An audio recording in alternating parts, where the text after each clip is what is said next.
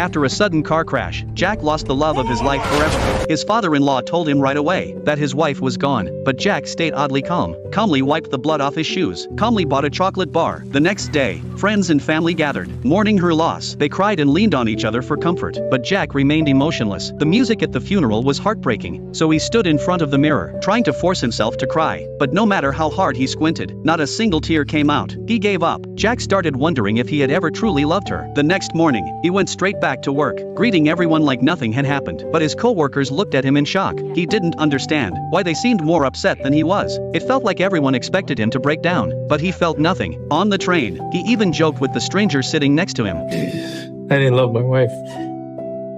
Now that she's gone, I don't even feel sad or pain or hurt. At home, he noticed the fridge was leaking. There was a note from his wife, reminding him to fix it. He had seen it long ago, but never bothered to do anything. Now he decided to follow her suggestion, even though he had no idea how to fix appliances. A few minutes later, the fridge was torn to pieces, but the mess somehow made him feel relieved. The next day, he handed a wad of cash to a contractor, asking to work a day for free. He grabbed a sledgehammer and started demolishing walls, but accidentally stepped on a nail. The sharp pain made him scream. Oh, God! Whoa! Shit, yeah! Whoa! The injury forced him to take a break. Soon, even tearing down buildings wasn't enough, so he brought in a bulldozer and decided to tear down his entire house. The kitchen and living room turned to rubble. Finally, the house didn't feel so empty. When he saw his wife's makeup table, he smashed it with all his strength, as if trying to destroy everything tied to her. That's when he found a folded paper. It was a pregnancy report. His wife had been pregnant a year ago, and he had no idea. He took the report and went to his in-laws to get answers. When he arrived, they were holding a memorial service. In front of everyone, he asked them the question. Did she tell you she was pregnant?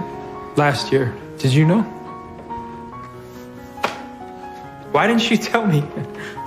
It wasn't yours. She was seeing someone, and I took her for the procedure. On the way back, he was still calm. The next day he visited his wife's grave. There he met a man he didn't know. He assumed this man was her secret lover, so he calmly said, I know about everything, Michael. It's okay. I just hope that you cared for her. She deserved that. I don't know what you're talking about. But the man wasn't her lover. He was the driver from the crash. At this point, Jack no longer cared whether she had cheated or not. He just wanted to know if he had ever loved her. Back in the car, he found a note his wife once left him. It said, "If it's raining, you won't see me. If it's sunny, please think of me." Her little joke made him smile. In that moment, he finally thought of her. He remembered the note about fixing the fridge. He remembered their last chat. He remembered how they first met. Day by day, he had gone numb, afraid to admit they were ever in love. But his love for her had always been there, buried deep in his soul.